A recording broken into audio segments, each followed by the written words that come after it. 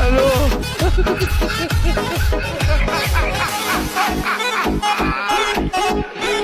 ওরা গেল ওরা গেল আমরা পারি না আর পারি না কারো সাথে পারি না তবু ক্রিকেট পারি না লজ্জা নাই রে। ওস্তাদ বামে চাপ দেন, ডাইনে প্লাস্টিক। দু হাতে টাকাও এসেছে, আশেপাশে অনেক মানুষও হয়েছে, কিন্তু আসল কথা হলো আমি বাসের কন্ট্রাক্টর হয়ে গেছি। কি বলবো, যাই হোক। জাতীয় দলে খেলাকালীন সময়ে এত ডাক মারছি, এখন আমি ডাক কুমার দাস হয়ে গেছি। ও সকিনা গেছস কিনা ভুললা আমারে, আমি এখন রিস্কা চালাই ডাহা শহরে। এই চলে গেল গাবতলী মহাখালী যাত্রাবাড়ি গুলিস্থান। আর জানে কিছু ও জানে, ও চড়ছে নাকি বাসে না থাকছে তুই জানে? ওস্তাদ বামে চাপ দেন, ডাইনে প্লাস্টিক।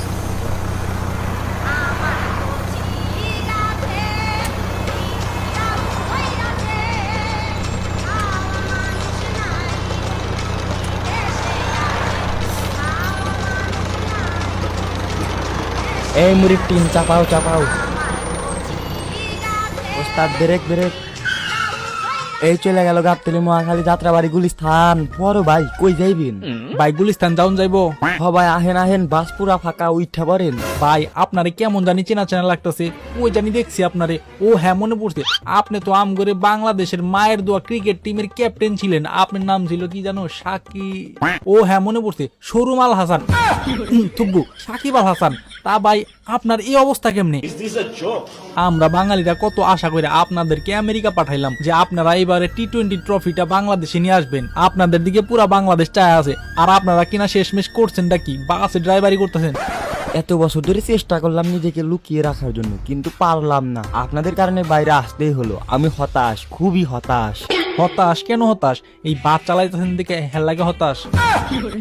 ভাই দুঃখের কথা আর কি কমু, জীবনে অনেক বড় হতে চেয়েছিলাম দু হাতে থাকবে কারি কারি টাকা, আর আশেপাশে থাকবে অনেক মানুষ এবং ফ্যান ফলোয়ার। দু হাতে টাকাও এসেছে, আশেপাশে অনেক মানুষও হয়েছে, কিন্তু আসল কথা হলো আমি বাসের কন্ট্রাক্টর হয়ে গেছি।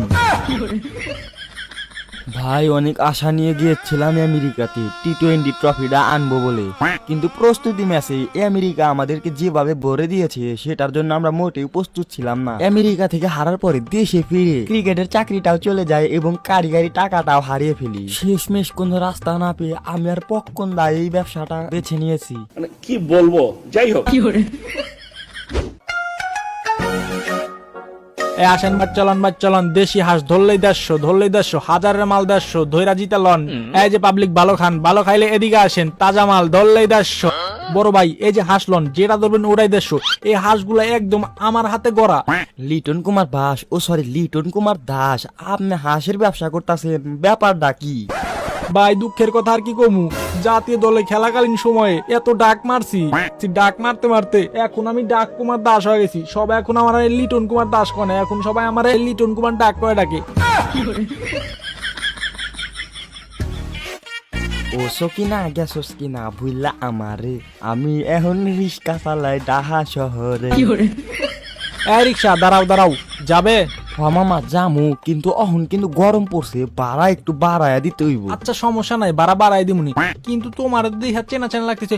আরে তুমি আম করে শান্ত না?